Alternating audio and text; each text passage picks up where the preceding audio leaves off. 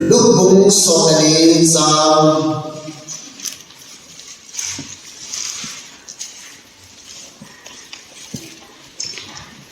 so dari sini tadi izin kile dalam nazu dalam zaman ini abadi program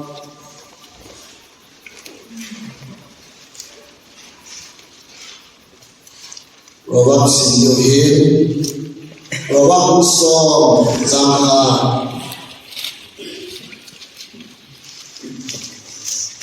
Solomon cisai ho, siapa singin apa di pasazin, siapa mau dimbang lagu di desuna asuhi, batin kesulitan untuk tahan. Ibu somle usana Bible simuin go rupian cipiham min aku na sabun tinjung te ini sahihin kacahile koi ham bicing asalaman bicing pen su anu apa kepasa anu zabola anu kasa alwazu Saksi nahi itu baru disimpan tabin, bagian ditambah benahi.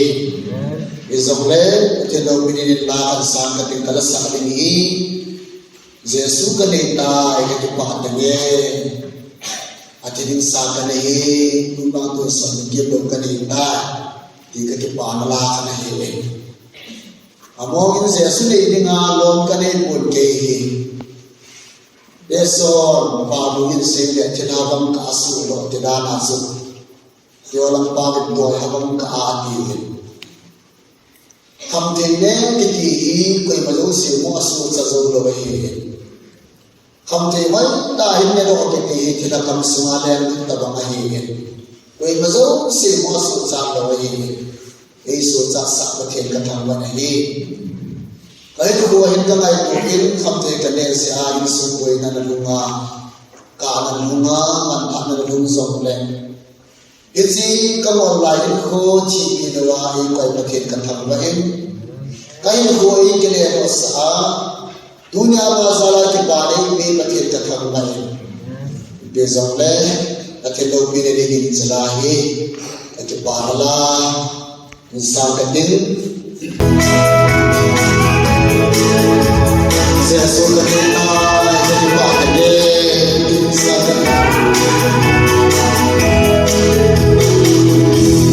saya suka kita jadi bahagia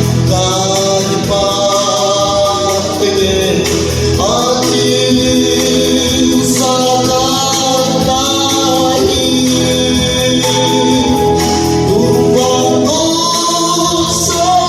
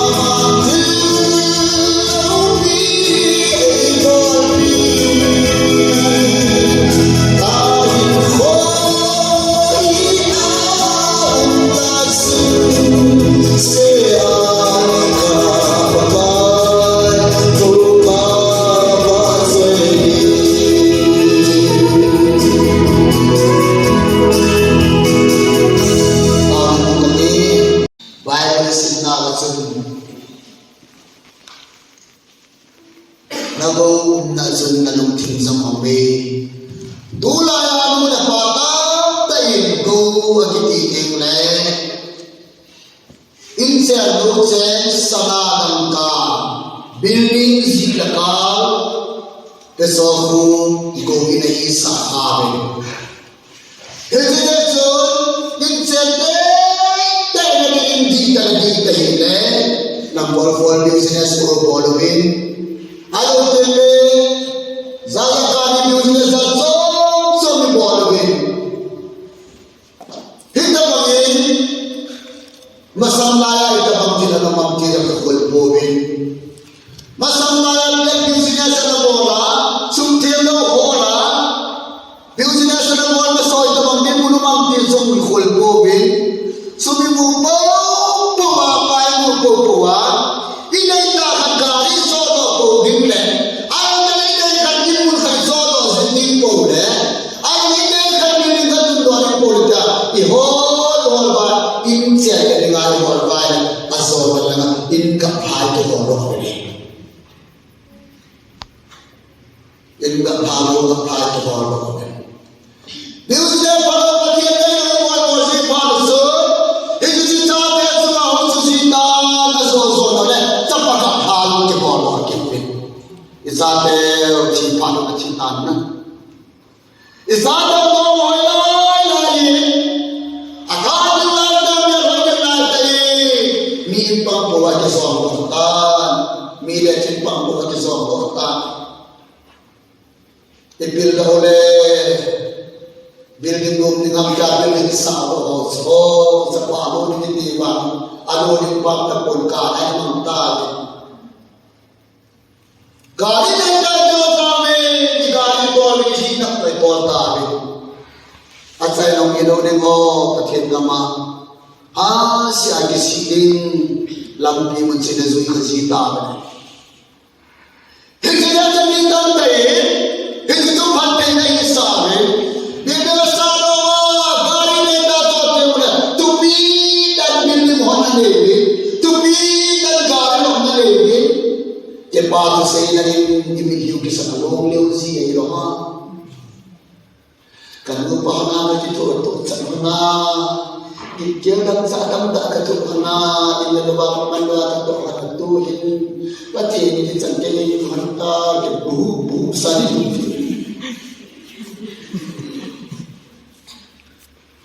ayaw ang nito na hapoy-hapoy ba? Gawlupen sa bayhan, gawlupen sa bihangti.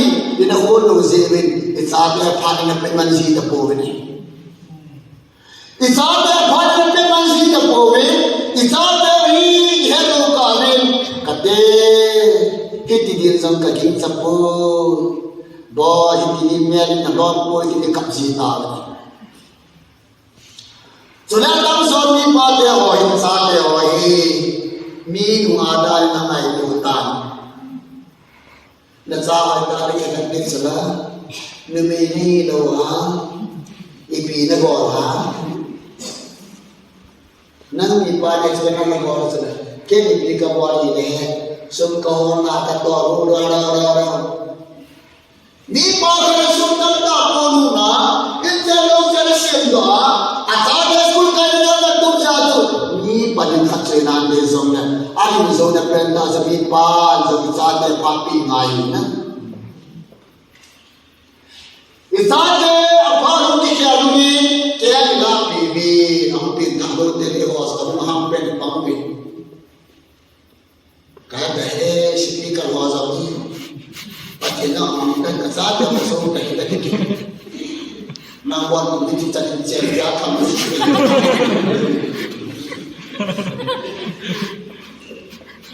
Mi, nasali nini itong kamalan. Subang bolde yung nabe ito.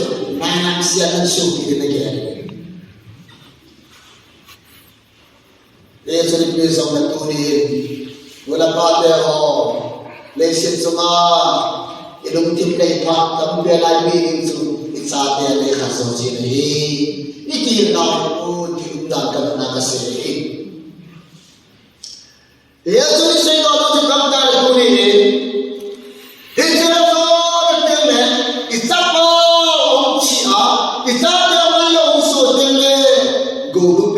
gel zita ka gel ni was chu di man sai zita ko a thado zita ye chu prowamin chapa cinta ke ni sun happy ka the papa har chal ba ta ba hallelujah happy ka the pa the pe pa ka te le ta ke na chu ka ke chai itu siapa yang mau disitu apa biasa ini salah salah lepas itu kata gari tangan itu saling siapa disitu orang itu orang misalin itu kosong kepadin bangga dan dengar kita cuma itu bosan ini haleluya Kim kata ini pilih sasa be, tidak boleh be. Building room tak siapin buat be, timle kamu untuk sempat kenal. Abil dengan gaji akhir cik komin, tak soal naik terlibat lagi nanti komin, tak soal naik ada di bawah sikit baru, ada tak ada kabin. Aman itu masalipun at siya nagdeni ang unulan at apalong sa kultura sa undik po akamo sa diresyon sa kalwasita nabuat di siya ginhok di kami sa iyan lang dahil na bagong sa siya dalam kami sa panlayan sa isang mga ng kisison ng saudan sa bahay mo sito pa sa miloding hallelujah hallelujah this is soon Bible then sa ating makaya ko na ko hallelujah kaya sa nabong natin kalukti mo may tisanali kaya sa mula pa na ito atuloy pa kaya sa mula pa ito kahit nabangay ko'y kung kasi kinikatin sa atin ating mula pagi number 1 Saate aja nahi, tima ye peni. Dula ya sebelum tehoye, ipiamu lagi alam bangdale, screen aku nalar.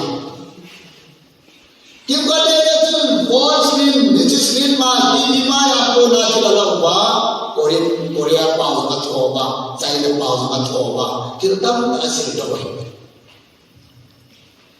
TV mah phone mah hola. Leg back sun mula pagi thei na sate mula pagi lumpen om chala lumpen om chala thon lumpen minu mi pas ki thei na ye chemi na sana anang ani pa ma chit be chai kai ni a tho ti thei ring tai ta le ho si wa ki boi nga mai ta degree ha la se ba Jadi si saling digili hala pasal tidak jauh biasa. Adina, nula pati kita adina paradis ini betul nak bermalam. Paradis kita ini bawah mundur penting na. Yesus kita adina ini adalah paham semua tinggal mundur penting ini. Tulah sebentar tak sumanggung taruna. Agora pa manggung taru, agora pa sangat cuma malakapung sa tati akhirnya tana. Lamtalang tamta ka muziin, walang sabang tamta ating anupan sa ano pa pinigyan jumtan lis tunta sa at apa nilang tunta siya dahil mga at apa abahin sa asanga kawat sugnum sa sotamban. Nagkilaw ha. Kawat sa kawanin ka sa akin na saksiyang nag-iinita.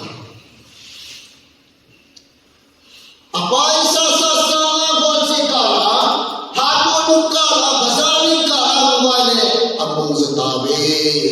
Tunin mo lang pa ito kung may mohi, kapanalahay ko na. Yang saya maksud, dulu apa jadi saat ini dengan pergi sihir ini.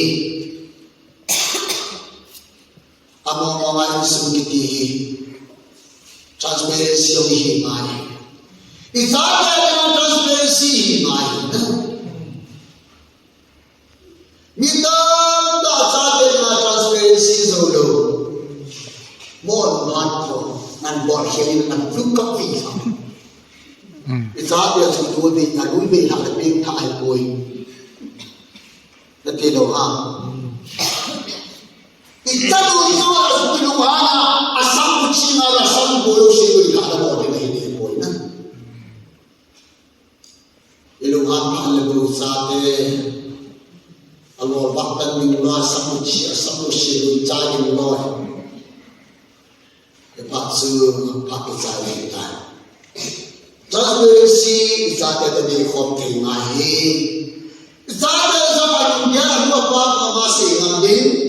Elzo isate ilumya siya isate at transparent din ko ngayon na tunay ang bukhabong damtay anong ko marong diya sa magtalo apa ko marong diya sa magtalo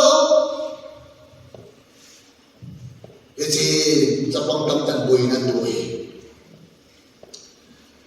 Nagsaan dalam tim na abot tim ng pete di nga masanang transparency nga. Nagsaan niya leher kilohi asay do tin nga teka amin anya pera kasi do matusay dalite. Numago lang sa tawag dun sa muti mago manidim sa nagtan. Ako sa dito ang nakate sa pangangkang kibya. Nalayan ang doon tayo sa mga natikibya doon. At sa akin, sinayin nga tukot lang yung hello, nantang mo ng bata. Kaya kasi mga kapal ko, ano yun, so, busy ang transparency ng dosi. Kaya kaya pala sa akin, surat pa akin sa ulit, pagtagod lang yung tingin, bulat panto po ang pingay. Bang, pero, ito yung lumasag, ito ba nga daw gawin? Sigurado ko lang na naglilita. Hindi na kapay. Itzate, nanunggyan, pagkaayo sa imang daling itzate, hinuman ako ang pingay na. Nanafag sa ito ay nangalagkaya na doon nasa doon naman siyaman kasi dari jauh piatu tanya sa kacutahan isya sila to din yan nunga meron to din sa ano pa pamari ko na buwan ng nalito gulang teho panstazam na nagpapamasi yung kinaling kung kinaling nga sa mula pahay sa atin nga transparency masama. Alam mo na sa abang. Hindi na ba ako?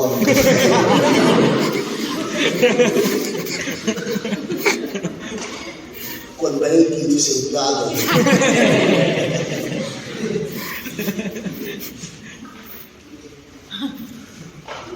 Sinasabi tunay sa pangtang kikimayan mo sa panggunang sa pang ano apa ko manong dia sa namdawa ama sa keyboard sa pangtamtalan na bisi hamdala mo na pa ka transparency na may tilo si sansan na lang taute sa atin na lang taute sa atin ho license nga dapat simpen Sansing pet-pet sa kuyohang titing le apa kepasa tiyoy. Hallelujah. Sule, ano at esit san kaya nasa lawahin buwan lawa. Ano yung pinatiyo, kol tiyo sa Bible, desit sa namin simpen. Hallelujah. Eh, mga pansin Bible sa akin mula imula pagka sa nangalmahan ta. It is in namin. Leka sa sundan yung nagpamang na kimuin. Ano?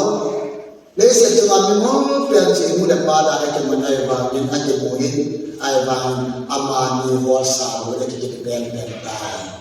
Elah. Anu memang pernah apa ayat nasib semua. Elah. Apa memang pernah apa ya ada ini kita sahaja. Tulah kalau tak bila pagi dia makin hilang. Kita cakap kita ada negara kini. Igil pada ini orang kini. Igil tak cuma dunia ada orang. Kerja saja. Hati dia akan hati cakap. Sunyi mudeng mai tahu dah kamu orang ini. Zon tidak yang dia tak. Kau kucing biasa lah yang biasa mahat tangan belum ham. Itu nak oh saya yang mendengar ini sih.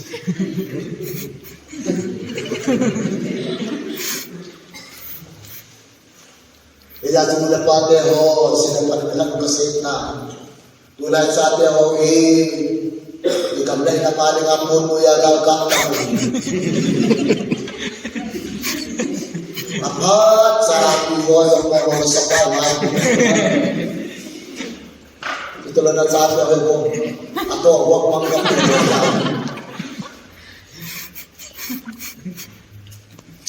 ang tuwatin mo yung lesa sa ato ibikan menangkap mana lagi?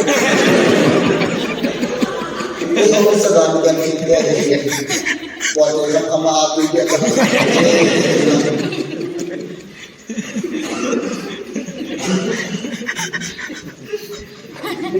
Dia yang saya pandai, tapi cuma amal kita kasam.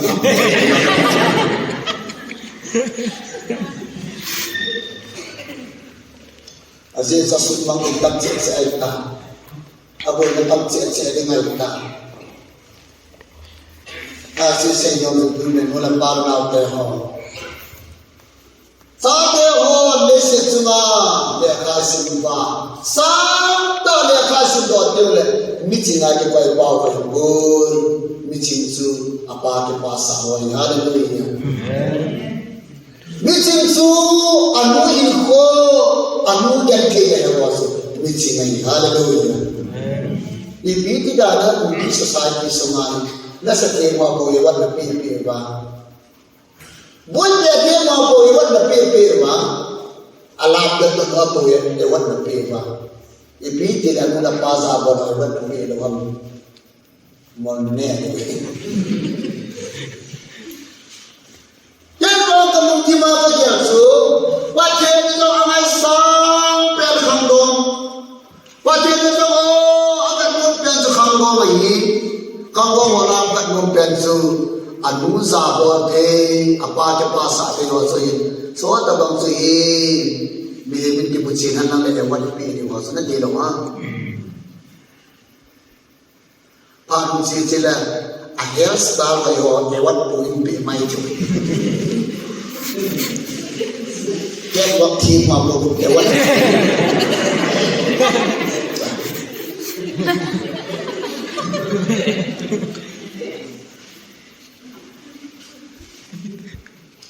Ini dia ada orang lagi itu dua atau kita kuasa.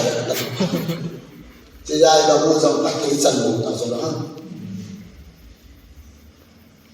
Ayat itu sama tunin naute ho lisit sama.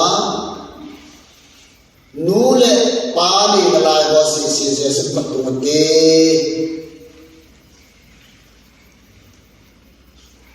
nak kau mamba si bukan kan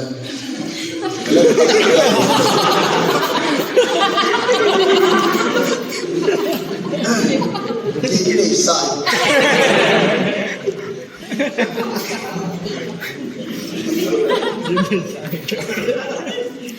nak main pan,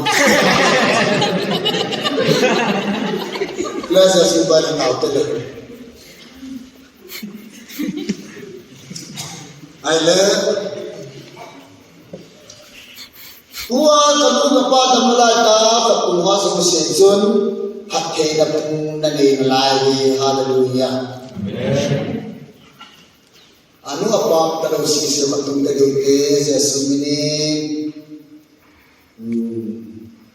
So ba yung patina day kaya sa mulawan day patina apong mana kitubanta iba no diwang na. Kawan na yung konti ay tapon tuna di ba papel le biang papel kantong so ano apa dam na lai mo ipisa ang pawang kaya at kaya na punso ay hinzing na layan tinahe. At wala isong sa ginatawa pagyan po ang mapatay na natunsangin isong sa gin nanunang parang tutan ko pang patay na buo sa kadahe. Bilang Bopi kan po talang kaya lang masang seven lang refrain, double friend Bosa sa kahojas Tibor sa ilang O kakalpilang Masang isyan sa nampatay na kinsaw na sun Ang mga patay na busang pa patay na tanggaso sa nagmuna pa po nga umay. Hallelujah. Amen. Natilaw hang. Naman gulang melway ka ng mobile. Ama, sumari kipugod kang salva. Nanuna pa nagkakatasan. Pero, nanuna pa na doon mapado. Nisip sa anang. Malah, tanya mo orang si Adi.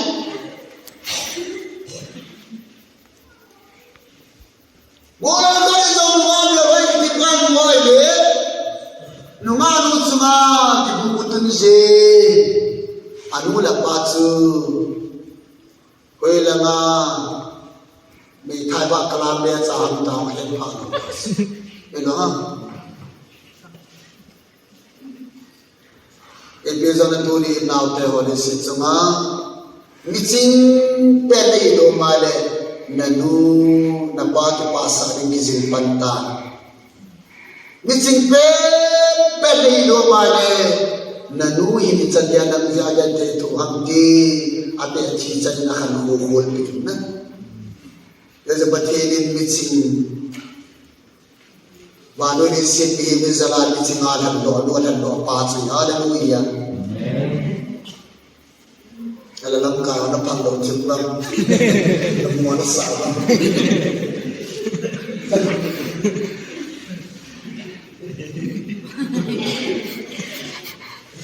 Nunte ho. Nui jam na sumala pakiya lagi. Kung manakang doon lang na muna pati sa akin, nagkamutaso, niniw na. Noon na niyaw lang ito na ngayon lang.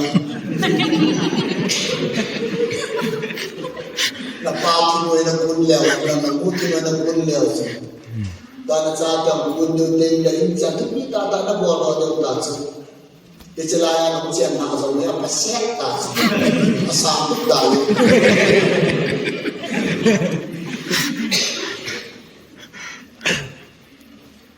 At yung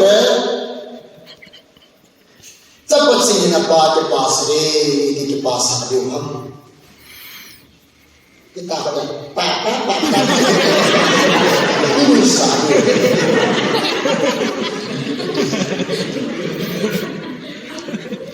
Ay boy. Napang ibole nga na deya, ito na deya, di ba so, napadang lang, napadang yan sa mga napadang pa sa pamahili. Hallelujah.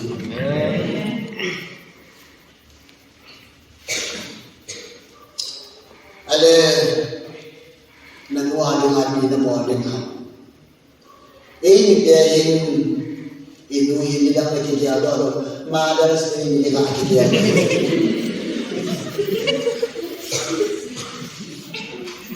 Malas na hindi sa luko kasi kila na mama tensi na pati kaya sa mga ma'am anak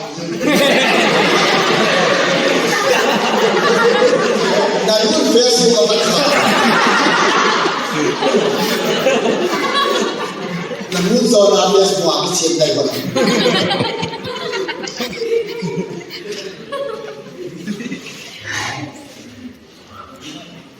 Namam ayat yang sudah kita nulis bahwa Mother's Day suatu namam dance. Namam menayang cinta.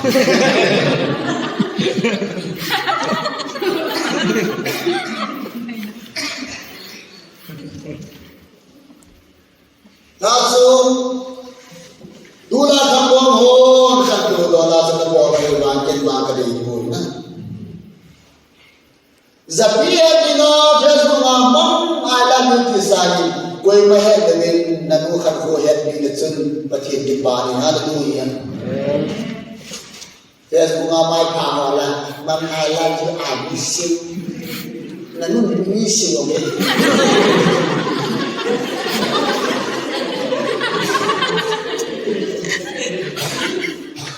Kati doa. Betul nalsan ni ngomong apa tu tabak betul. Kalau mau kita mungkin ni soal dunia kita, orang kita tu kacau, asyik senang usah. Nah, orang kita tu pun mungkin usah. Ni tiada sesuatu yang kita mahu sahaja usah lah.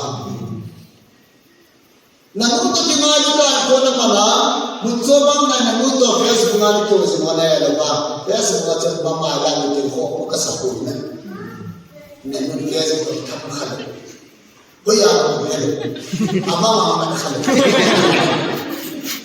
Facebook mamalan, sedikit nawa, malu kedalam bukan. Ada apa itu? Ayah, tulis. Leksip semua. Anu apa ngai sampai berkandang. Anu apa yang saja lo kandung sebelum tahu deh. Mutazam ingat terbangun, ingat dan selalu cinta. Anak bani asal simpan kato asal limi izam si.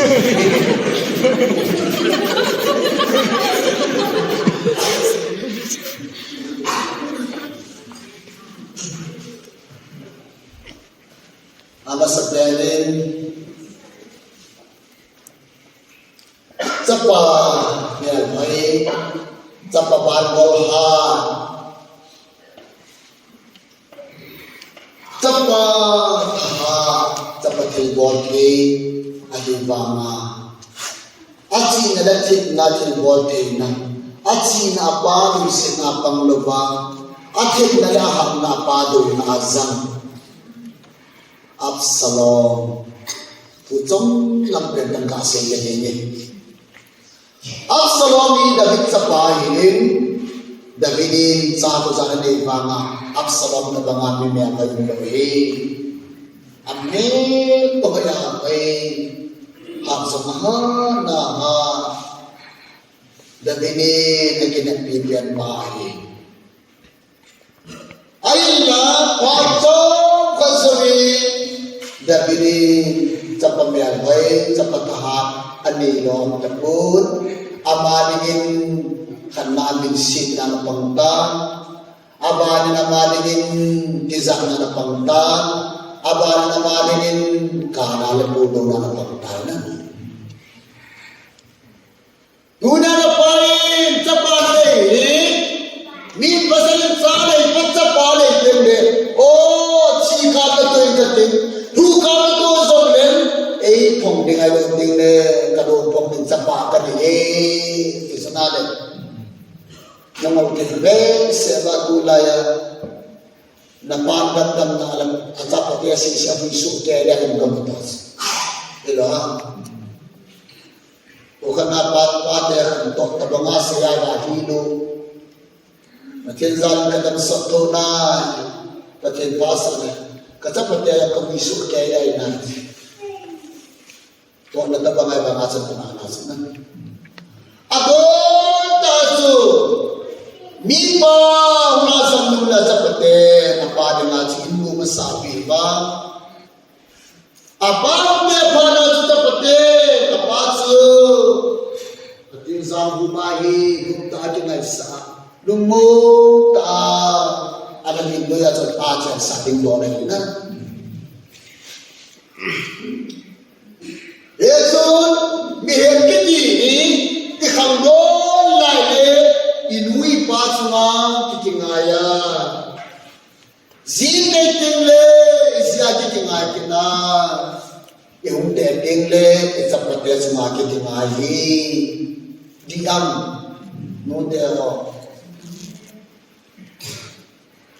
Pakam dan sapale bama aking ay din sa pakam dalomi pakam taon tayo na bisin ang tili aking sisaba biyeme kahigatiba mila ilis balda choba milis balda ang isat bama anula pakam ay kinay na kayo sa pamorso ba may tayo na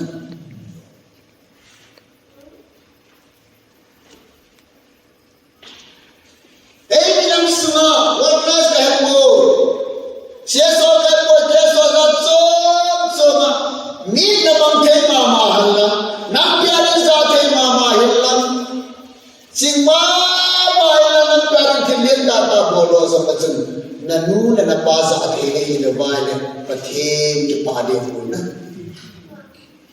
Ako ay mga penaso sa ating kitihi nulapat ay ating vansa ihiwin na sa ating ihiwin. Alulad ni Kua, alulad na sugang piling sa pa. Igantay ni Kua, nagsarin po piling sa pa, hindi na hindi. Ibo ni Kua, ikasalit ka pagpiling sa pahi nila yun.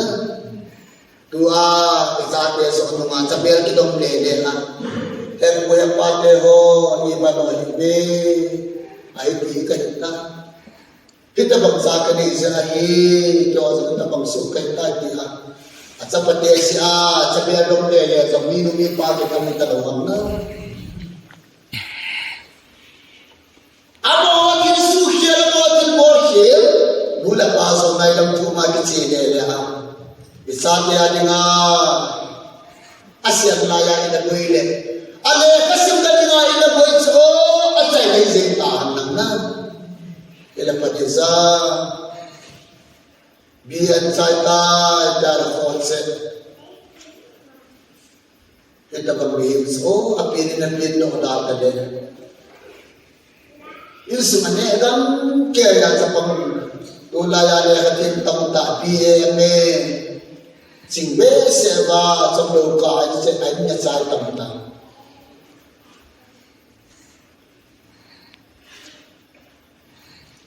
Mata cikit na ngayon. Kamtay niya at di sa natulad mo na sinabi ho, kamtay kitihi. Income kisoy na. Kansal na nanay ka pa ngayon na. Jadi kan ini semua cansel nagkakalay ba? Cancelatan mo kalay ba? Di cepat sumpa pazo si ang kote ang ehensi na. Ang kote ang sanso ba? Ang ito was usay ba? Sanso lang gawin lang din ang tito at tinuha. Kita mga sa pawang tasun. Yun siya anne abay hila. Ang sumitan ng sumiling at hilong lang umichiya. Kaya nga dito ikaw, Tony nga chida lang is mune ibale. Nen ko tezo man siya niyo penin. Zuhang bilang lang pa ako lang. Ay, wala. Gari o tutuloy sangang bilang. So, tilanan ko dyan. Laluman at hanggang na doon. Wala na buwan tayo. Apat sa ano sila lagi.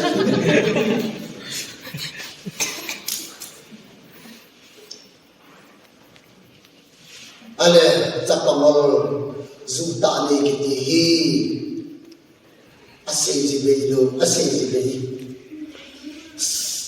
Absalom mi me vai pa mi chim pa mi bol thei pa apalingin number 1 izak na lalungin na ng pamatay ipemat izak lalungin na apalaw tunan sultan apalaw tunan lapitan lengin ang pangtan apahi halingin aman itulog na sultan isabay pa ito yan na apahi dumdong tainggit tinuwin kampang lapo kita na oh minasapa ako pangakit yung pinata at sa pasala damoy na agita na why tanya ito pasal mo tulad na muna pa ng siya di ko masuk na mamo to kipatene ang sumalang at sa pasali ng talungan dahil sa azorin kita mengalami kimliang paya oblad na asin abalin China kanang lunday na binalingin dahil sa binilungye ng dito kita na yung human bangson sa tinawag ng kapuebang at sa ilang nakakarin ay nahutsu ano sa muna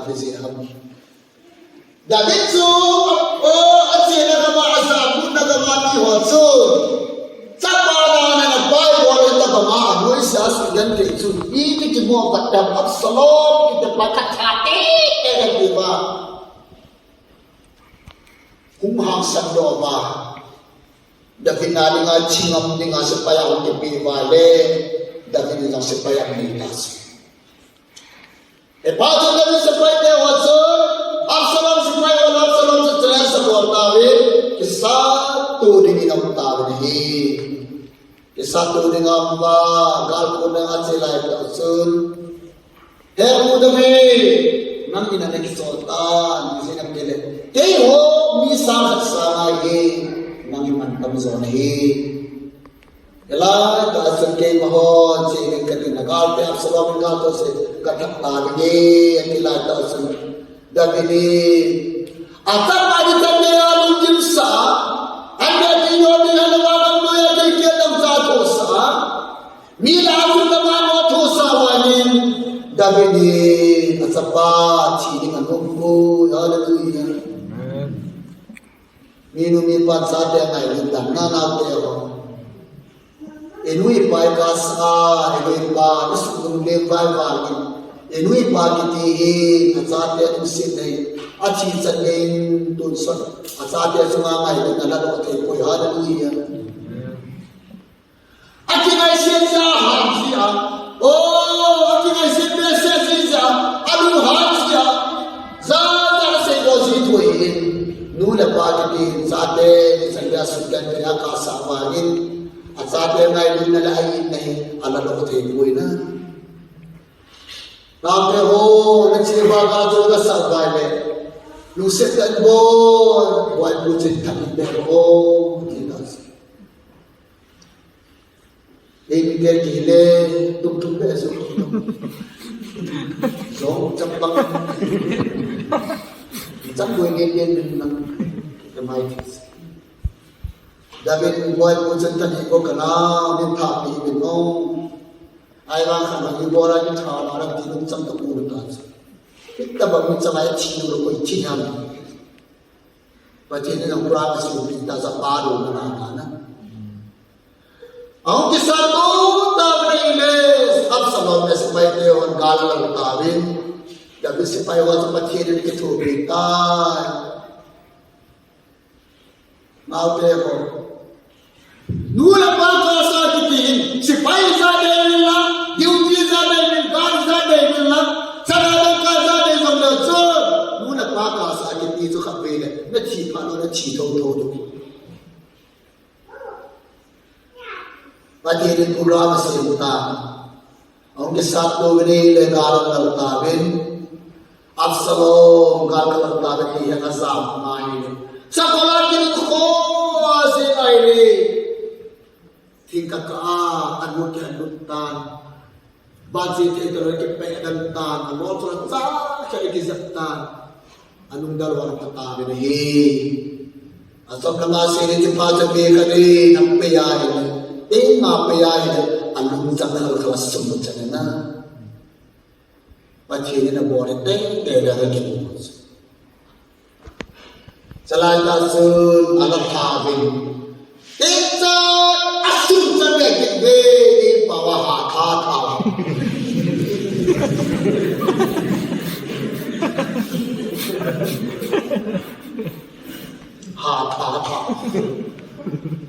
Aci masuk bebe. Anu apa kasar itu hati ini. Aci kita ini. Dia cepat suruh nikah kesempatan dia kena belajar sini. Tu boleh masuk tak begini. Tu boleh macam mana?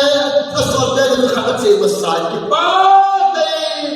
Tautan dalam waktu majun tapi dengan nengatai sapang pasung upan walau itu mobil so tu saya mau tu payu hebu tu pakai mobil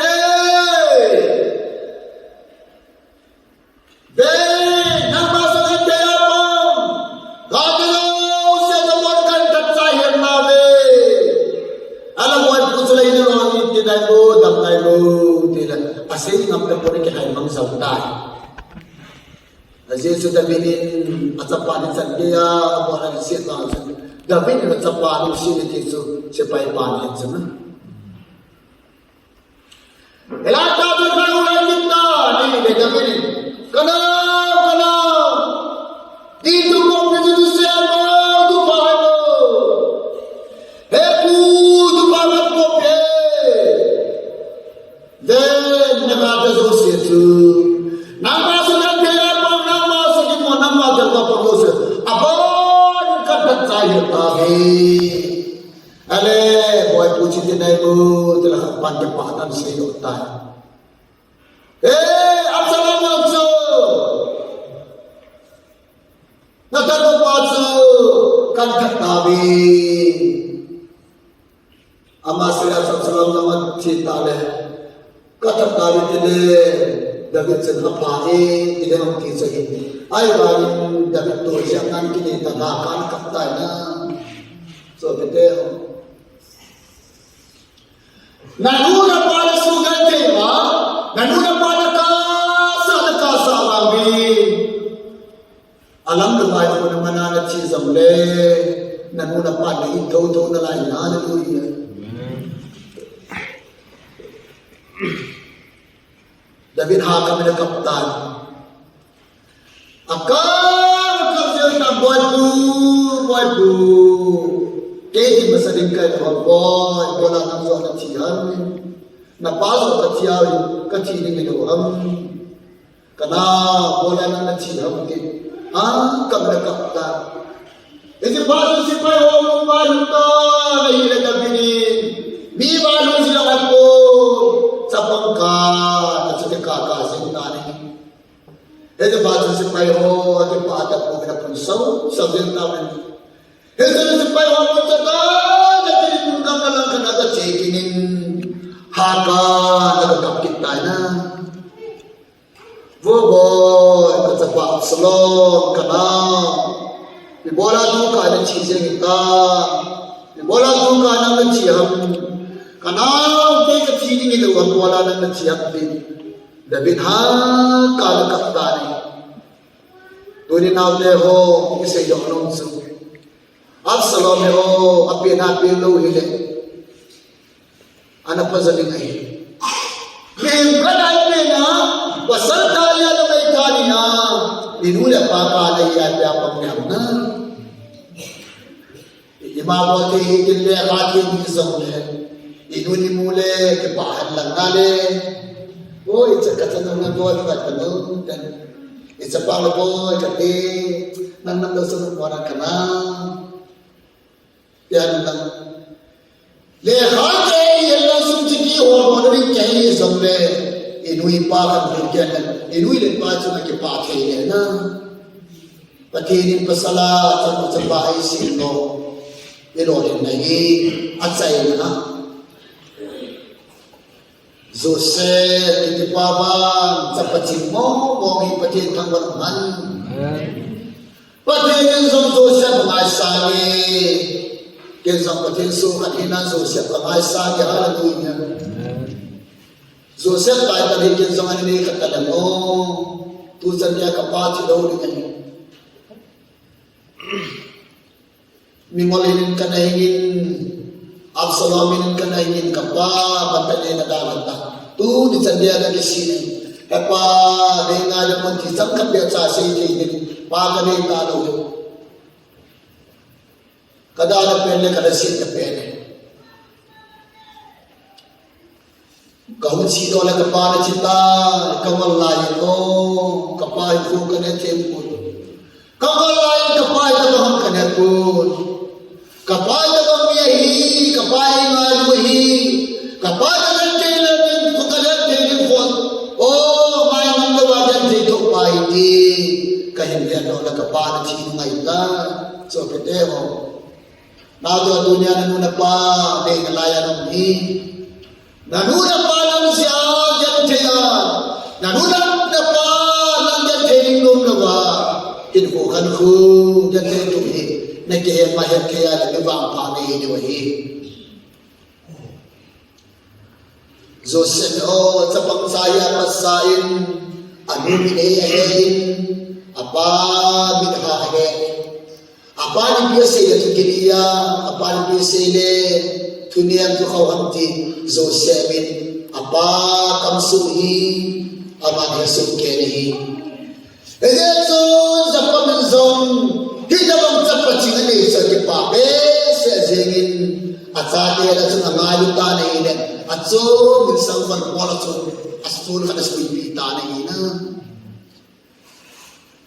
at sa paso sa malusi nangaluin kipatso apan sa mga sapatingan niya nula pa kipasa atin sa pamantap sa naisip sa kalso na pipita na iba niya mingol-holo ay sun isang pagsul ko sa otsarin boy na siyang na. Ilata na utap kawa boy na sang tawin hintay. Azo na soblang sila Jose kasi kamaso ganutay. Jose ipisa kasi kamaso doma. Ipisa kami maso kami kilaso. Jadi tidak ketuhanan dan apa tu mengaji, haleluya.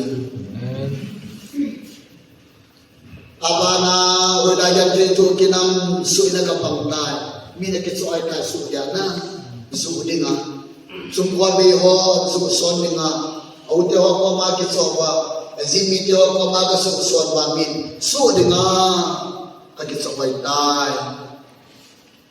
Apa hindi kuba, wala pa hindi kuba.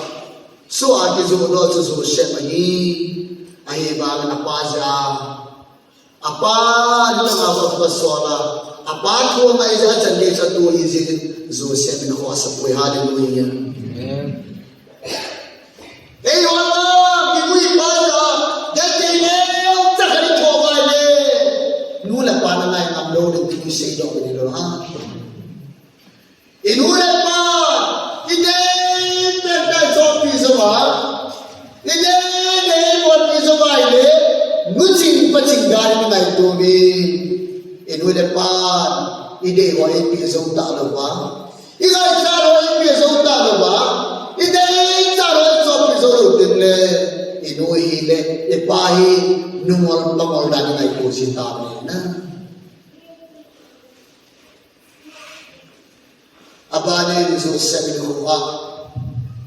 Buti pa rin ni ako rin akipalsa tabin. Zera kong kitabi.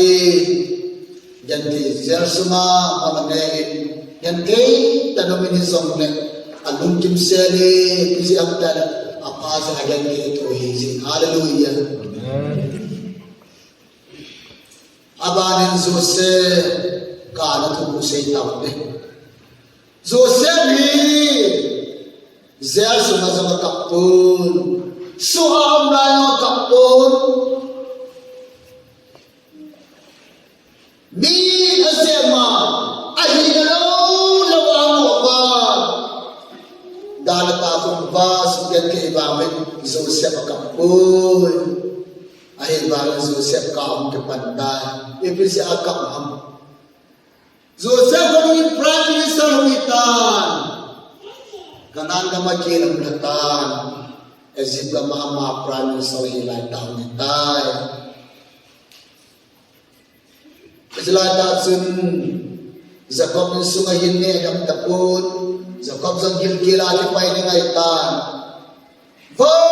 Nimal ho datal tulubin lang napaukat silo rin talang Uni ka sa'yo bibilang na rin kawal bibilang hitabang yung tingin Kung siya ngayon asangan ka kayo untuk huwag kasi ka mo lang akwal huwag tao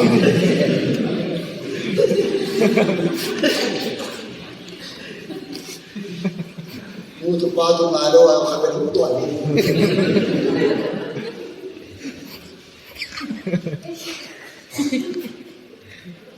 Doa kita.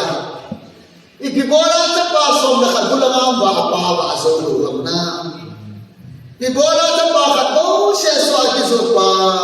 Prime Minister lahat kapangtihang. Minan was basa buat itingle niang gamat siyang lang bubang sa siyang sangde anu apa tumay anu apa kipasa anu apa matebo aso leno lang atri kang leno ya kityan sa amin insyan tungtuni hallelujah amen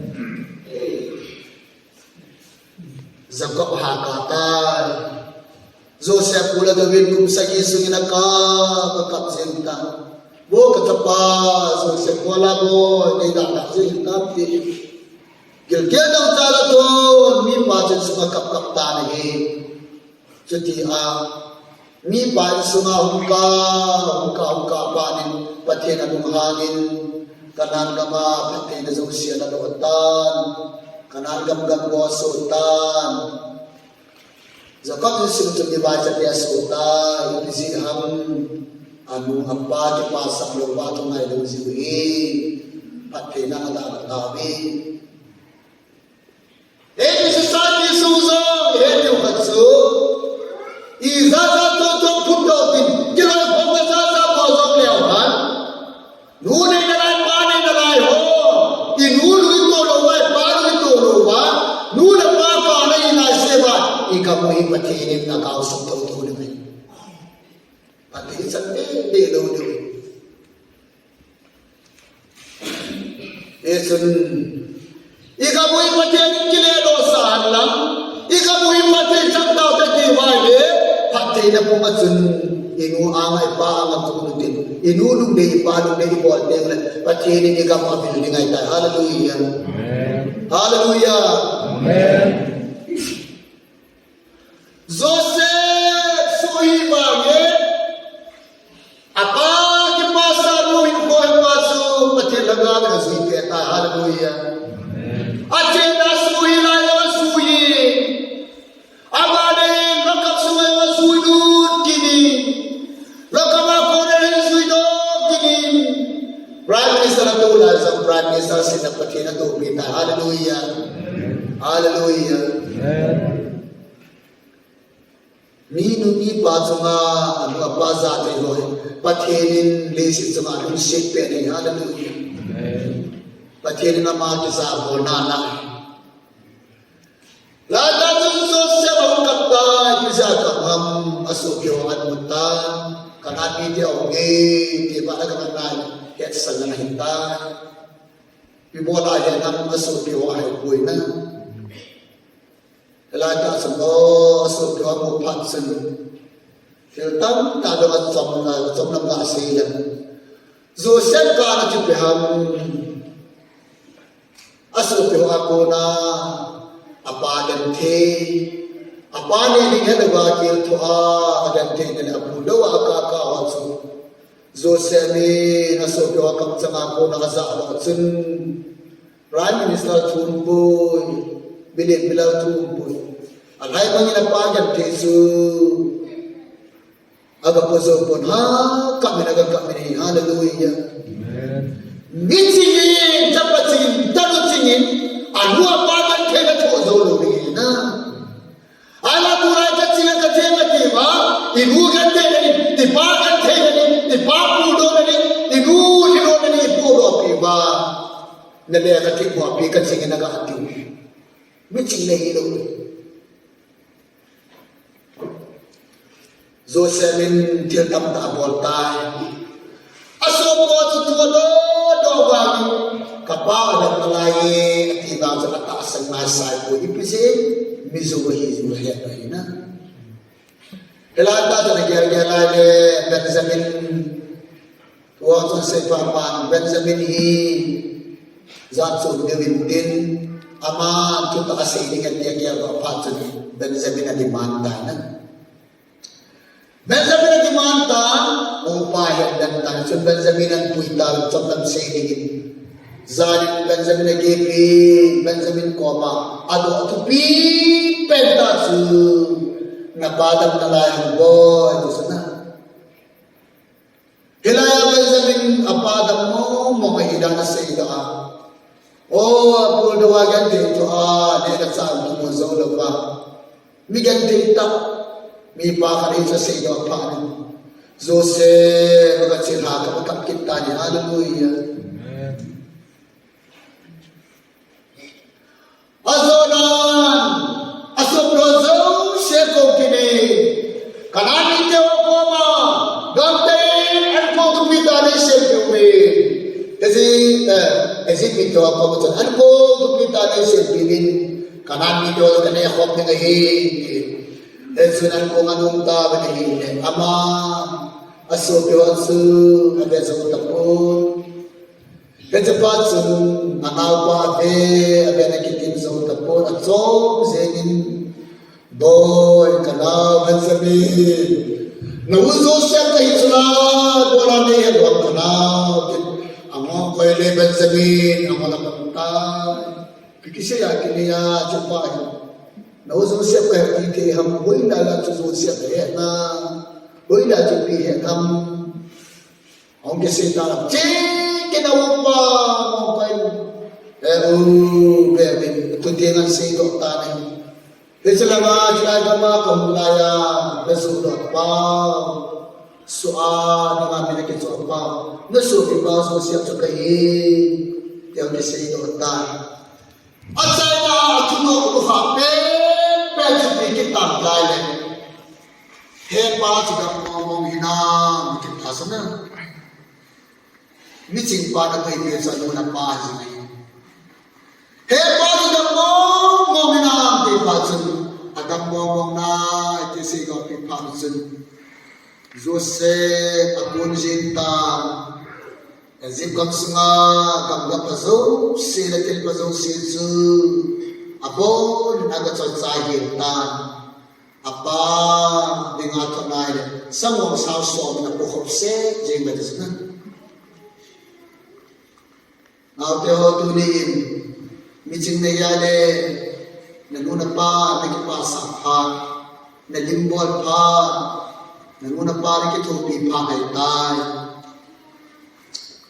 lahat sa sosya minsan minit minarho ko machitan Bilin melalui kamar ko sa portan kapag kapwede din ham di doa niya bo ezin kapumpiin pwede daw malala Joseph padat nalayang tisuan do pa dam nalayang diyan do pa sun Joseph pa bulungan sa kita hallelujah Joseph salin sa pag ezin gama ngay sabi na kita hallelujah Lihat kamu kan ni pa dengan isam kita soya ang kipan dapat singapat sam kipan ina. Ezin kamu bisa kamu isam tadi. Kita kami cimi pa patide. Bikita ni mo tayo so apa ito mo hati zakam muka sa malang tadi.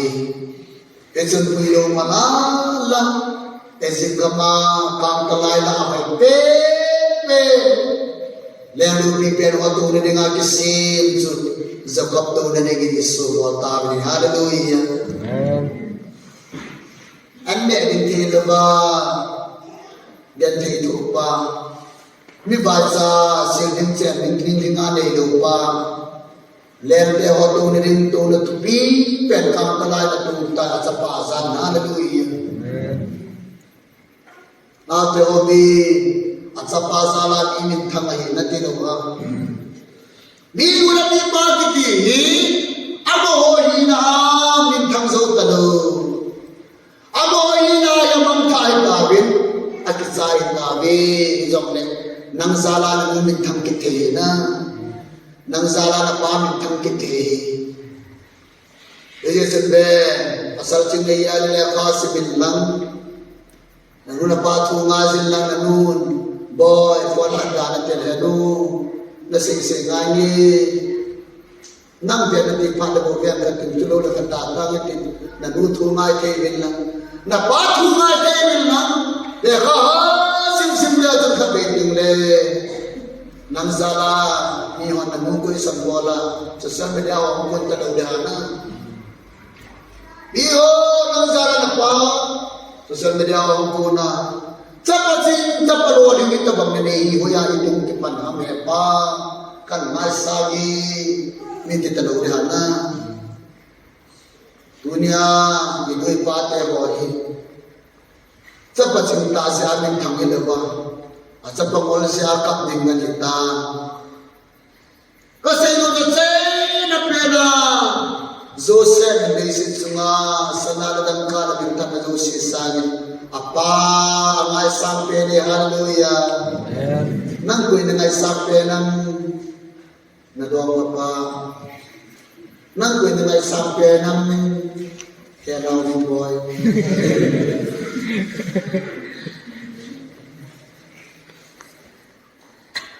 daling boy sangin na pa ngai sangin yun ngai sangin lang na mobile phone na PUBG sabi na nuhin nga sabi lang. Tildang so siya na muna paan nga sabi lang. Na muna paan kung ka na sa ito sa nalagang ka sa nga mantam sa mga kaya Lord na sa patinin liyan Lord na ita. Hallelujah. Joseph apamulong niya sintan. Ni hotam ta puya gitu lagi nama sang apalam tu di ang talay tanta apoy do tan ni hotam ta tapalam tu di nasita na ine apa kang talay gal mo pani na kang talay nasita ko de keng nasito ta na akeng akadezo siya rai to ta na pa kang talay na lang sa hai sinta badong tidak na sa terkambulai hari kita singa parang dalang apa kau telah semaksud hepa tamong kaya na kan apa sang saya berkuari ke katuran vana timlewin mizo siam kuima akap lompoy di sana selain tadi saya kau berjumpa at sa pasari na nulhay takin kung sagi pat sumbil ven il sumataw namang talo pati gote talo kapkapat sa isini sa nagsate zalin pati natangwatan so siya zalin ano madamta naso piso siya mahon sa nagsate pati ang buta na yun apan pati po natabang bang sa napon pati sa sukay tanga hallelujah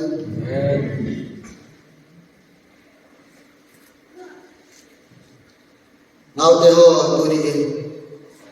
Leset sunga kunang koy nang ay sampe nang. Leset sunga kang ay sampe ni kanuhi kapahi kapawang tabuhi. Kanuhi ABC yung Elohim. ABC la o abo heaven. Amo la mo rin kanuhi. Ezole leset sunga kanuhi. Kaya di nga mantampen le at simpen hallelujah. Kaya kasi ako po tiya kanu siya nila kanu siya nila ngambo kanu so. Yan yung tabagin mo lang wala sa mula. kaya ni nga kamuhi. Hallelujah.